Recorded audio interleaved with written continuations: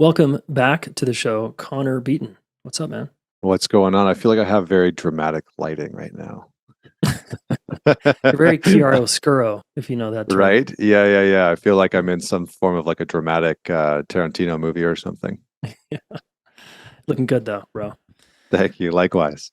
So man, I'm psyched to catch up. We were just catching up a little bit before hitting record, and you've got a new book out called Men's Work, which we're going to talk about. And I think I want to talk about men's work in general, that term and what it means, and why do dudes even have that term? But we'll get into that.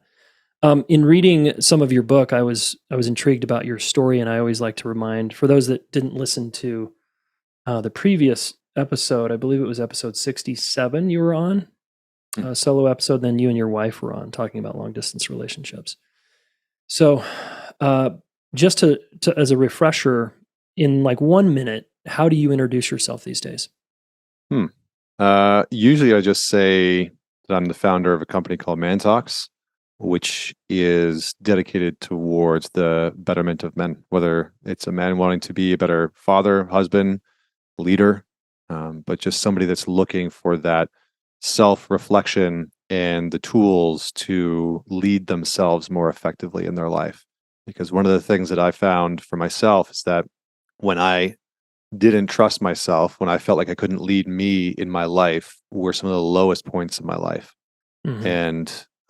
And the more that I've developed some of those tools over the years, the more competent I feel, the more confident I feel, the more open I feel within relationships with people. So Yeah. that's how I would say I normally, maybe not the last part. I probably don't add in that last part. Cool. Sometimes I do.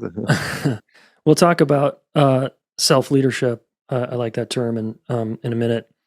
Backing up to your story, in the front of your book, and throughout your book, you share some vulnerable aspects of your life. And I'm wondering if you could remind the listener, if they haven't met you, how you got into personal development work, because we could sort of judge you as a bit of a mess prior to getting into Please this judge away, man. work, Judge away. right? You And know, I was a I'm mess. speaking from a former messy, very messy dude over here.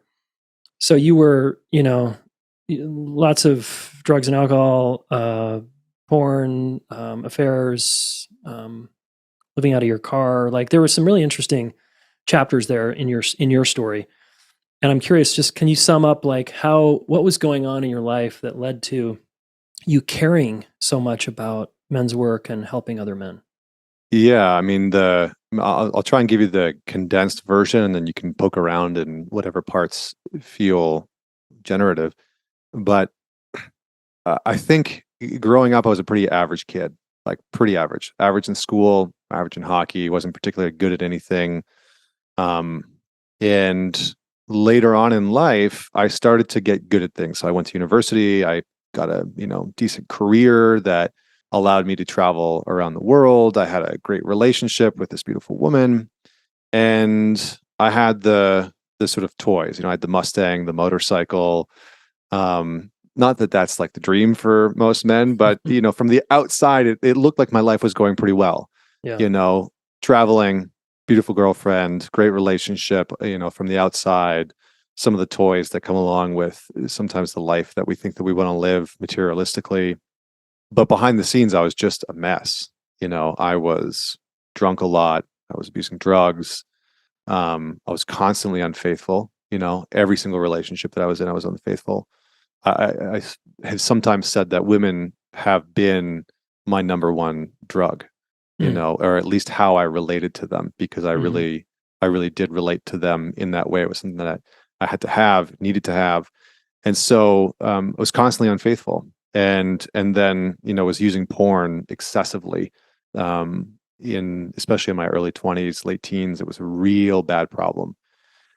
And so all of that sort of came to a head. I was in this good place, both in my career and in my life, where I was starting to make some traction, and it all sort of came crumbling down. My girlfriend at the time found out that I was having an affair with this woman that I had been having an affair with for a couple of years at that point.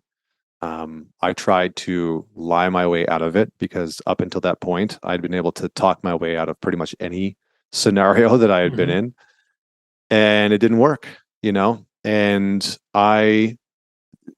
in some ways, I was so immature that I couldn't admit that I had screwed up, and so I Wow. moved all my shit into storage, and I didn't tell anybody what was going on, and I moved into the back of my car. And, as I talk about in the book, slept at Chateau Walmart, in a parking lot of Yeah. a Walmart. And, I spent a few weeks there. And it really was because that's what, on some level, I thought I deserved, Hmm. because I thought I was broken. I thought that at my core foundational operating system, there was something flawed. There was something wrong inside of me. And I'd been carrying that for a long time. And I just had never known what the hell to do with it ever. And as I would come to learn later on, it's not that I was broken, it's that I was in a tremendous amount of pain. And I just didn't know how to deal with that pain. I didn't know how to carry it. I didn't know how to accept it. I didn't know how to talk about it with other men or other women. And and so, slowly out of this, and this is the last part that I'll say, is that once I started to once I moved out of Chateau Walmart and started to talk to people in my life, I started to have conversations with men in my life. And the more that I was just honest and transparent about what had been going on behind the scenes, behind the facade, Hmm. behind the mask that I had created for them, um, and get real honest with them, they started to meet me with that same sentiment of the shit that they hadn't been talking about, the infidelities, the struggles in their business, the mental health challenges, the financial problems, the health issues that I just didn't know about.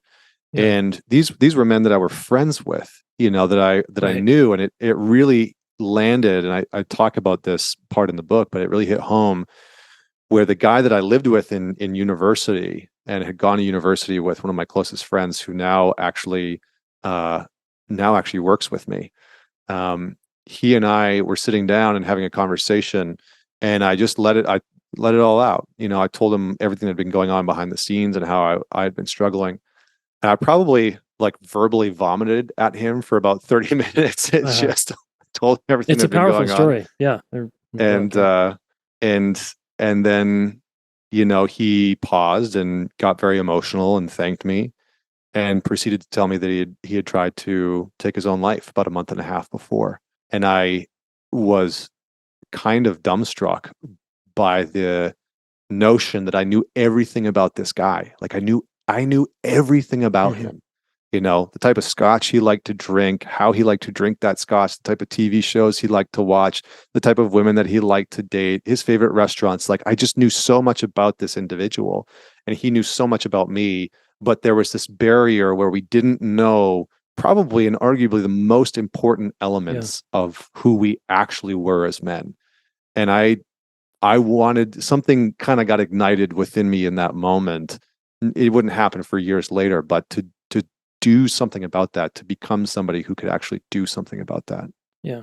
Yeah. So powerful. Thanks for bringing us back there. Yeah. And it's so cool that you had a friend who, not every man, I wonder actually how many men would respond to a share like that, right? Would they get so scared and kind of clam up? Would they just be silent and not know what to say? It sounds like you had an amazing response, Mm. which is so cool. And do you find that like when a man finally lets down the armor and shares with a close friend that they've known for since their childhood, let's say, but they haven't gone to the place you're talking about, do you find that men on the receiving end of that are generally pretty receptive to that, or I think for the most part, yeah. I think how it's delivered matters. yeah, I think when and where you deliver that matters. I think sometimes if you're sitting at a bar 5 tequilas in and you're trying to get this out, it might not be yeah, the most optimal place. Um, but I think for the most part, yes. I think most men want depth in their friendships hmm, with other men. And I think when we actually present the opportunity for another man to have that type of depth, he'll step into it.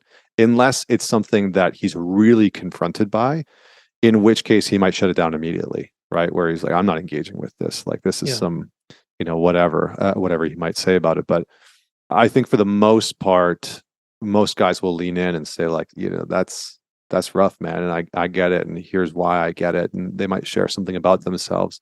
So Hmm. I think most men are because most of our, maybe not most, but I think many of us as men have these sort of surface level masculine relationships that there's this craving underneath the Yeah. surface of our male psyche for something more depth oriented, especially for men that didn't have maybe a father figure or a grandfather or another man in their life that provided them with that kind of depth orientation Hmm. relationship. Um, that when we do lean in and open those doors, that a lot of guys will say like, "Oh man, like I didn't even know I needed this. Yeah. I didn't even know I needed this type of conversation or this type of relationship with another guy." Right. And yet it feels very refreshing. Hmm. Totally. Yeah. I was not courageous enough to have kind of a moment like that. Tended to just disappear from my friends because it was just too scary to look them in the eye and go there. I Yeah. just kind of went and hid out year after year after year until I couldn't hide anymore. But so it's cool to, it's just hopefully inspiration for someone listening, that a man that it's like maybe it's Well, time to tell your friend what's actually going on. how did it come about for you? If you hid it out for a long time, how did it start to emerge into your male relationships? Yeah, it was like the failed female relationships. And then I was so ashamed. I had so much shame that I just basically packed up and left the state I was living in, left all my friendships behind, and kind of started over. Mm. And went to graduate school and met brand new people where I could kind of not be known. I could start fresh and be honest and start talking about what was really going on inside. So that's how I handled it. I mean, I had done that to some degree. I left Edmonton to go to Vancouver, in my early Uh-huh. 20s. I had done it. Right. I had tried that. I had Right. like gone down that path. I was like, I'll just Uh-huh. fucking peace out from my family and my friends and, move to a different province and a different city and start my life over again. And it still came chasing after me. Yeah. Yeah. It always does, right? Now, why I'm so curious, can we talk about just the title of your book and also just that term men's work? We've talked about it. I've talked about it with other guests in the past.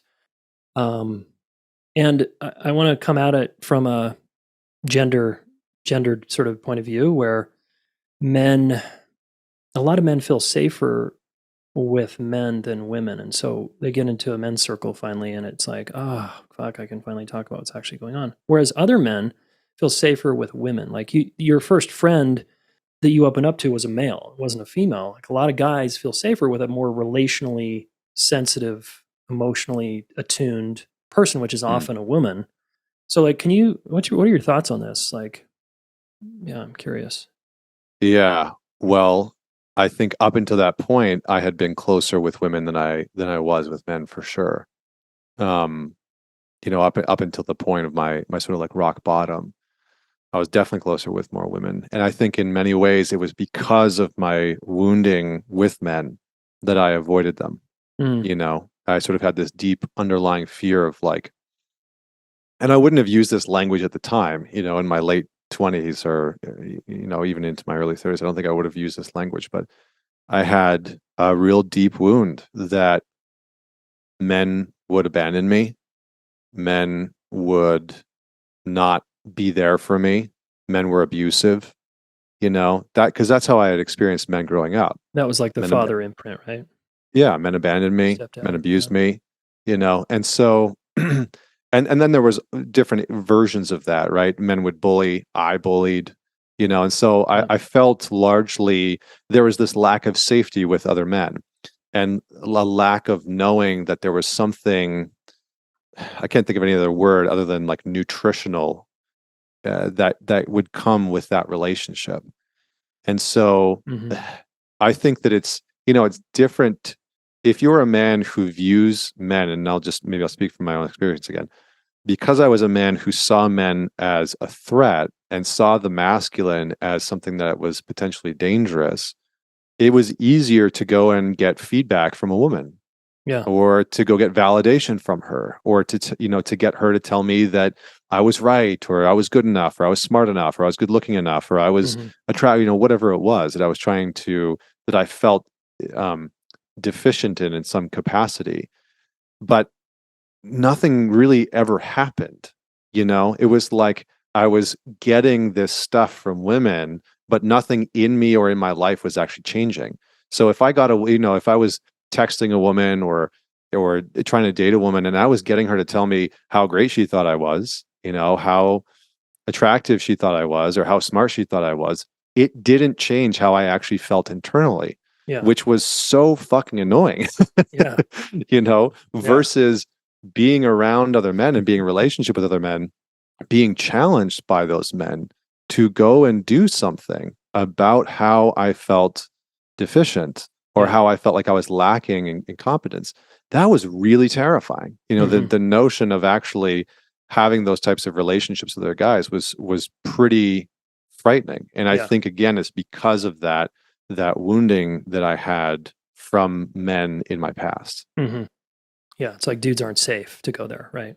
Yeah. I mean, have you found that in your own life or in the men that you've worked with over the years that in some ways it's easier to have a relationship with a woman because there's something naturally confronting that sort of like lingers out in the corners of male relationships?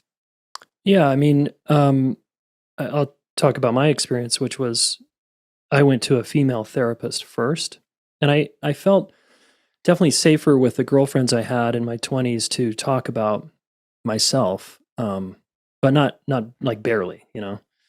And then I would open up to my male friends only when I was wasted, essentially. Hmm. But when I finally was like, okay, I need to deal with myself, I went immediately to a female therapist, and I would later challenge myself with a male therapist because it was edgier for me. Hmm.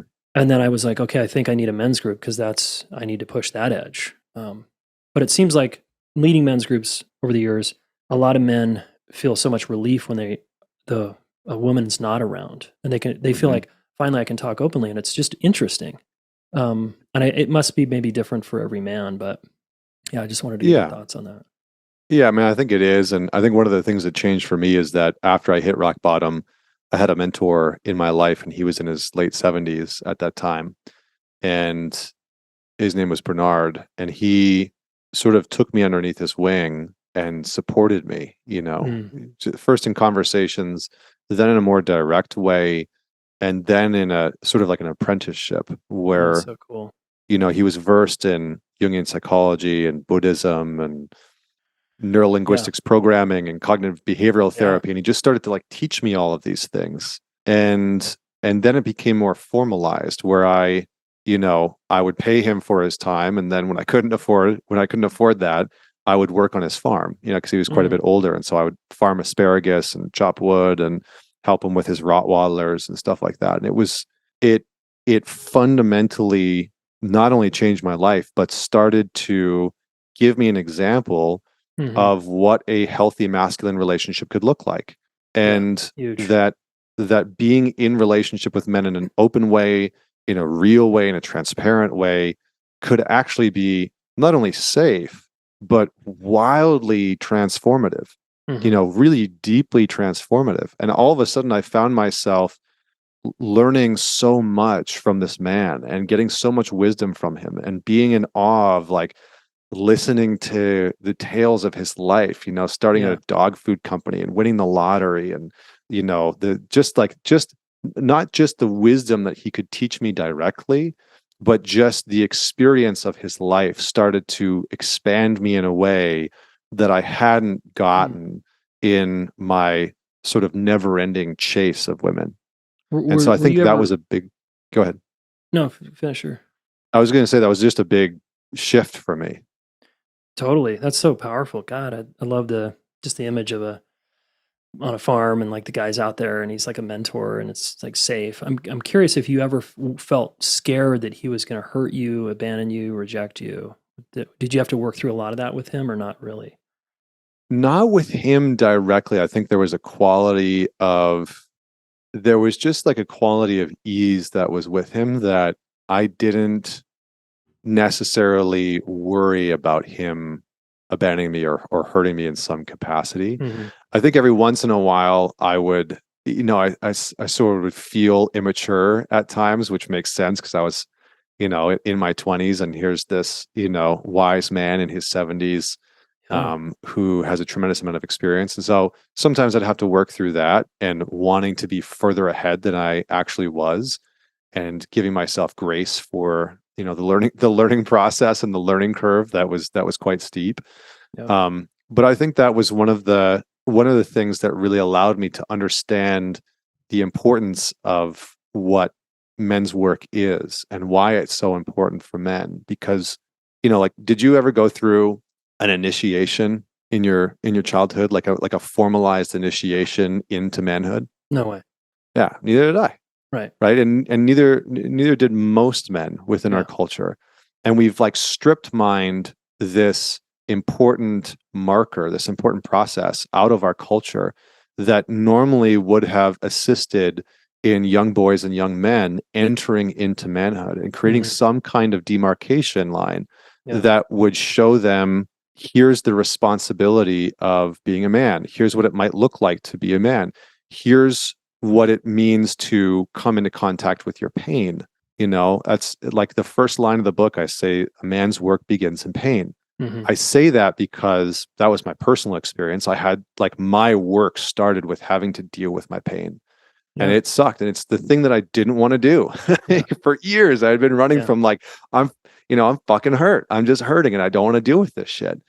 And so, I think initiation used to do that. And in some ways, I got, over the course of 2.5 years, this extended initiation with my mentor in this apprenticeship where he taught me how to deal with my pain.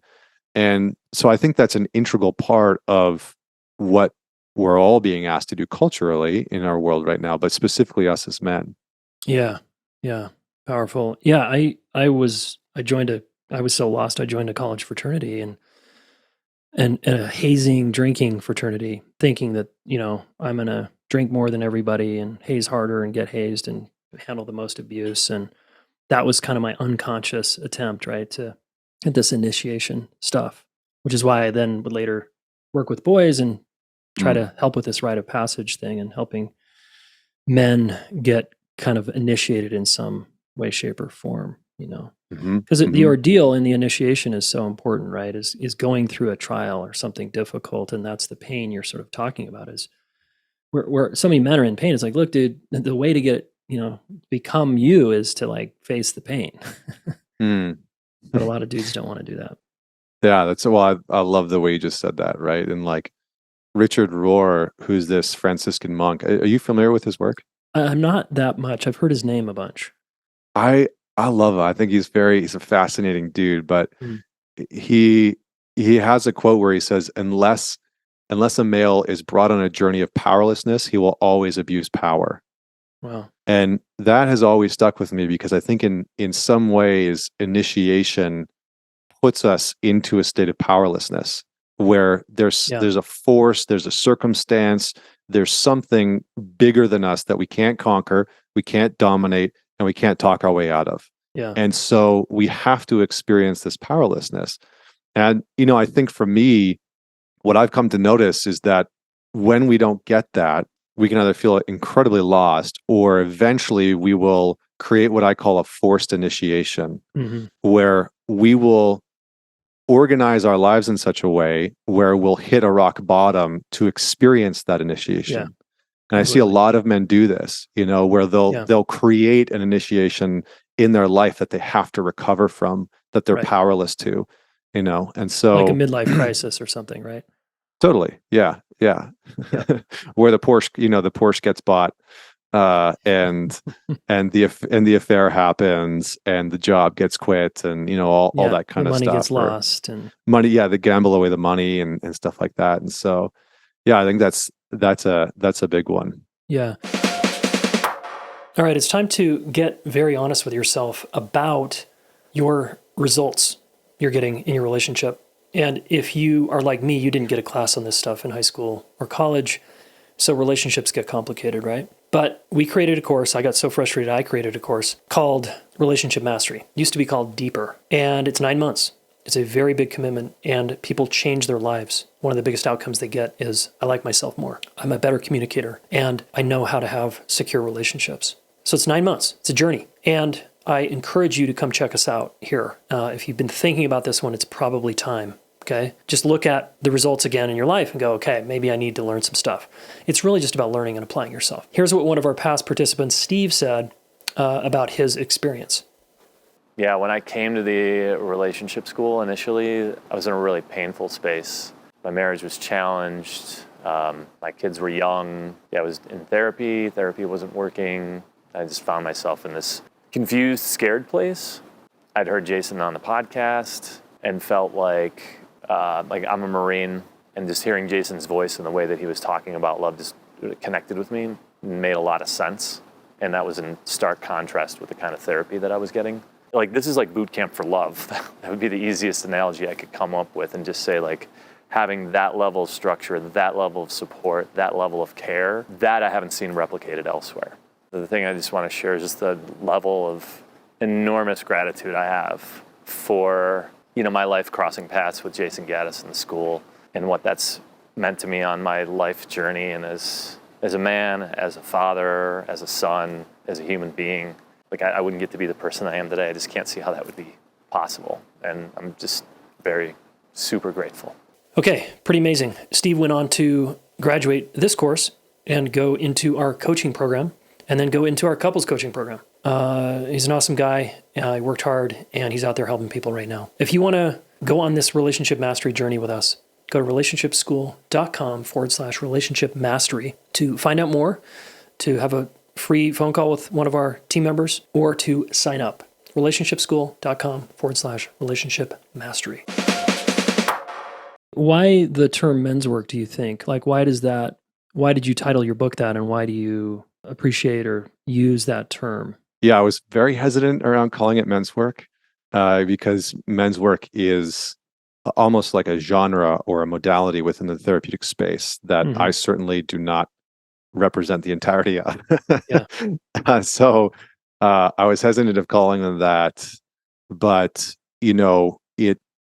I think in many ways I haven't been able to come across a book that just laid out the process that a man can do with very specific tools and tactical things that he can do in his life that will help him reconcile with the things that he's been dealing with, whether it's his relationship to his father or women or himself or his confidence or infidelity or porn or his sexuality. I just haven't been able to find that. And so for me, the reason why I think the term men's work is so important is because largely the therapeutic space is a female dominated space. Yeah. And it's becoming more and more and more as social media, becomes what it is today, Instagram, TikTok, YouTube.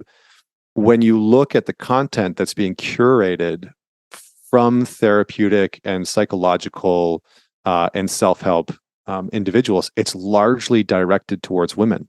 And even when I went on the journey of trying to get this book sold, I would bring the concept to one of the, a big publishing house. And I had a conversation with 3 separate publishing houses where I gave them the concept, and they say, we love the concept. We love you. We love your work, but men don't buy self-help books. Yeah. And so we're not going to publish this. And so, and you can see this in the data in the sense that like 29% of psychologists are men. So that's a very small proportion representation, and that is decreasing every single year, right? If you look at the university and college institutions, it's a very small percentage. It's like under 10% of individuals that are in college for therapy to become therapists, to become psychologists are men. Yeah. So the industry is actually, I think, doing itself a disservice in actually being able to speak to men in a way where they will listen, in a way that they give a shit about, right? Or maybe I should say in a way that we give a shit about, and in a way that actually speaks to the problems and the challenges that we as men are facing in a way where we actually want to engage in doing something about it. Yeah. Because I think a lot of the content that's out there just doesn't land for guys. Well, that's why I like Man Talks and what you've created there, because I was on your website today and I was like, I love the tagline or the phrase, this isn't therapy, it's training. Yeah. Because so many guys go to therapy and to a female therapist and they have a not so great experience, they write it off as I don't like therapy, and then they shoot themselves in the foot. And the lucky ones maybe go to a great female therapist who has a lot of skills with men, or to a male therapist or a coach or something. And then it's like, okay, this isn't so bad. It's not so scary, and I can do this. Mm-hmm. Yeah. And to be clear, I really like the term men's work, and I think it's great you're using it. I'm like, fuck yeah, own it, man. And so, because now like people are like, what's men's work? And just like, read Connor's book. Yeah, thank you. Yeah. there's like, it's like the Wikipedia, like go to the Wikipedia page and read Connor's book and you'll get the deal. You'll get the download. And I get that and I know you know this, and I feel like I appreciate that you're sensitive about this in the book, which is there's so many men doing men's work all over the world. And it's gotten more common and more okay, it seems like to me. So I was going to ask you, is that your experience? Because I think the Gary V's of the world and the Tim Ferrisses has helped make personal development work a little cooler for millennials and even younger, so that more men think that self-awareness is like, oh, if I want to make a lot of money or build a business, I need to be self-aware. And then they're like, oh, I guess that kind of translates to relationships too. So I'm curious, do you think men's work is growing? And is that your experience? 100%. Yeah. Okay. Yeah. I mean, there's also like a strategy behind why I called it men's work, because I do think that the industry, I mean, even if you go on something like Instagram and look at the hashtag men's work, if you looked at that hashtag 5 years ago, it basically didn't exist. Yeah. If you look at it today, there's a tremendous amount of content that's starting to emerge under that umbrella, because it has become not only more socially acceptable for men to go to therapy, go and find a psychologist, go and find a coach, but there are more content creators, right? Maybe not even therapists or psychologists or coaches, but just content creators that are on the internet, on YouTube, excuse me, on Instagram, on Facebook, creating content, talking about therapeutic modalities in a way that resonates with men. Right. And so I do think that it's more so than ever. I started Man Talks 7 years ago, and last year we doubled our podcast downloads. Wow. In 1 year alone, and it was just like this massive sort of boom. And it's not because we ran any ads. It's not because we spent any money, and it's just because men are starting to enter into this sphere and have different kind of conversations. Yeah. And see that there's this inherent value on every plane of their life. Their relationship improves, their sex life improves, their health improves, their internal health improves, right? Their finances improve. And so there's a very real benefit, ROI, to going and doing this work. And I think I've always tried to approach it as training in some ways, because I'm just very sort of like practical. Yeah. And I like practicality. But on the other side, it's because I think that we as men like to do things, and we want to be able to acquire tools and build a skill set that, we can come on the other side and say, okay, I spent a year in therapy doing a session once a week, and here is what I have to show for it. Mm-hmm. And that it's not just this intangible thing of like, well, I feel a little bit better. It's like, no, I am able to have more robust conversations with my wife. So yeah, I think, do you get that same sense as well, that it's growing? Like because I feel like you've started to work with a lot more men as well. Yeah, it's cool just to see the growth, and I'm just like cheering it on. I'm like, hell yeah. Yes. I'm just aware of the time, so I want to ask you a couple more questions before we wind down. The conundrum of male vulnerability is what you called it in your book. Will you talk about that? And because this is a really important point, I want people to hear. Yeah. So I talked about this notion that there's a myth around male vulnerability that sort of creates a conundrum for men, and it's essentially, if you listen to our modern narrative within culture, it says two things. Number one, about men specifically, it says, one, men are struggling and men are in decline, which is largely true, and we can see that in the data and the research. And two, it says the solution to that problem is to just be more vulnerable, that men simply need to be more vulnerable, and that will solve all your issues. And I think that that's a very basic cop out for what needs to be done, because most men know, almost all men know, that there's an inherent risk in being vulnerable. Mm-hmm. That if you are vulnerable in your relationship, in your work environment, within your friend circles, and you open up and you really share vulnerably about what's going on in your life, that you risk either being embarrassed, being rejected, being having a partner feel turned off, having your partner not be able to receive that. And so a lot of men know this. We know that if we open up in our marriage or our relationship, that it might not go well. It might go well, right? For some dynamics, it might not be a problem, but you might still be met with your wife telling you to just suck it up, to deal with it, to man up, to not be such a baby, or that all of a sudden she's not as sexually interested in you. And so, and I'm not saying that those things are certainly going to happen if you open up as a man, but I think the conundrum is that a lot of men know that that's a possibility for them. And so how you open up and where you open up and when you open up and what you open up about actually does matter.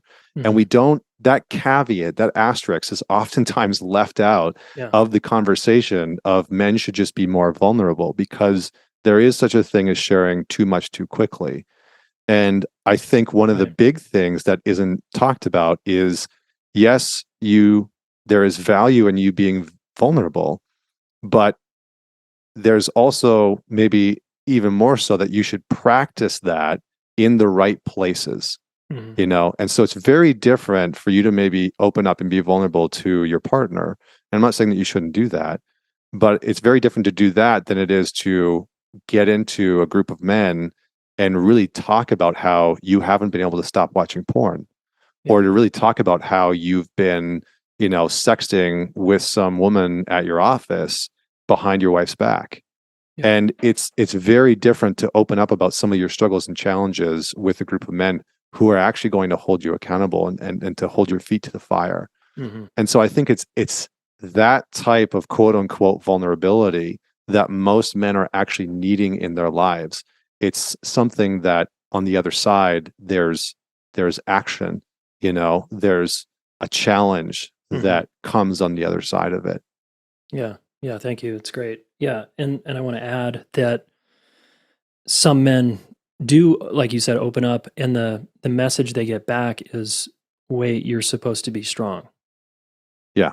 You're supposed to be, holding it down, or the provider or whatever. And now that you're doing this, I'm threatened. And this can happen in a, I'm mostly talking about a heteronormative gendered relationship, male, female, but where the woman is like, dude, you don't do that here.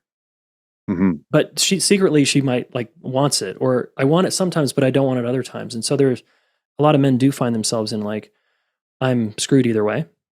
It turns into like a double bind, right? So I'm just appreciating that you speak to that and what you just said, because I think it helps, man. I love the asterisks, sort of let's know when to, and and it's like, who's your audience, right? And what is the point of being vulnerable? Yeah, I don't have much else on that. I think you said you had a couple other questions, so I want to give you space to dig into them. Otherwise, I'll just keep going. Yeah. Well, I'm just appreciating you and this book, and I'll have you share a link here in a second, and where folks can get this.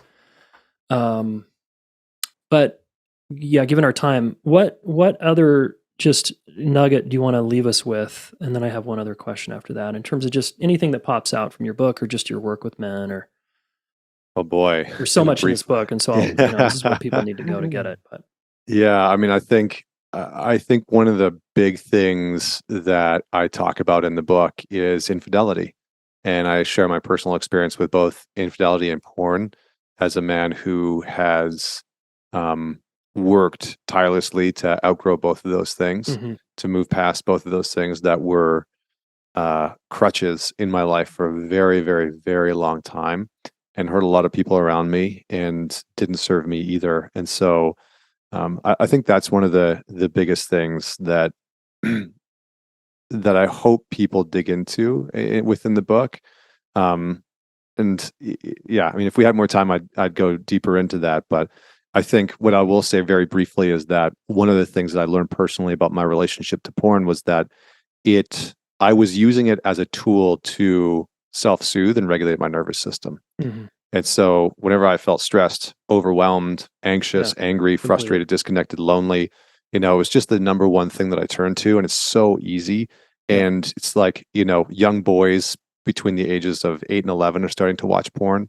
Like that's the average age that people are starting to find porn now.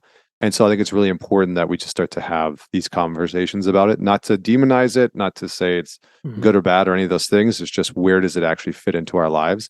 And if you don't want it to be a part of your life right now, then, what do you actually do to move away from it? So. Yeah, thanks. And thanks for leading by example there. It's one of the things I really appreciate about you is your willingness to talk about your own journey. So thanks for modeling that for us.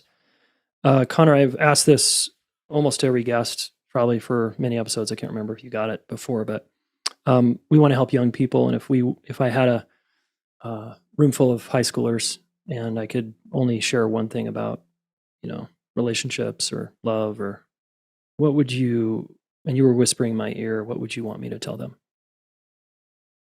That feels like a pretty heavy question, man. I would probably say, find somebody that you can go through conflict with. Like, find somebody that you trust enough and love enough that you will go through conflict with them, because relationships will inevitably bring up some of the hard parts of life, some of the hard parts of who you are. And if you're with somebody that you don't respect enough or trust enough to go through conflict with, it's going to make the relationship real hard. So find somebody that you can go through conflict with. Yeah. Amen. Nice. Thanks, dude. Where can people find the book and you? mantalks.com/book is probably the best way. And then all the, different places that you can buy it will be there. And then you find me at mantalks.com or on Instagram at mantalks. Those are pretty much the primary ones. Okay, cool. And this book will be out by the time this is released. And so you can get it in all the places, I'm assuming. You bet. Okay. And the book is called Men's Work, folks. Practical guide just in to case. Face Your darkness and self-sabotage and find freedom. Awesome. Hell yeah. Connor, thanks for being you. Thanks for helping the brothers out there. Thanks, man. Appreciate it. All right. Your action step, particularly if you are a man, is to do the work. Get Connor's book, Men's Work. Go to Man Talks, check out his podcast, etc. And it's really to self-reflect on your journey. Remember, pain, as Connor suggested, is such a great motivator. And wherever you're in pain in your life, if you're feeling alone and you're not talking to anyone, you might open up to your closest friend. It might be a male, it might be a female, and see what happens. Chances are the person will receive you, right? Yes. Thank you again for being a subscriber and a listener, and have a beautiful rest of your day, morning, evening. As you know, I've dedicated my life to helping people with their relationships, right? I want to solve this problem so that all of you can work through your differences and have fulfilling, amazing, badass partnerships and relationships, family, coworkers, friends, whoever. And I have trained a ton of relationship coaches, almost 100 certified relationship coaches, to help you specifically work through your relationship challenges. So I want to invite you to a special deal we're offering to the podcast listener, where you can get 50% off your first month of coaching with one of our amazing relationship coaches. Okay, if you're tired of therapy, it feels like that's going around in a circle, or you want to actually set goals and accomplish your relationship goals, hire a relationship coach. Okay, go to relationshipschool.com/get-coaching-now, and then use the coupon code FIRST50 to get the 50% deal off your first month of relationship coaching. Super psyched to have our amazing coaches serve you and help you get to the next level. Hey, thanks so much for listening. Please subscribe to this YouTube channel. Share one of these videos with a friend. We want to help the planet get their act together around relationships, and you are one of them, so thank you.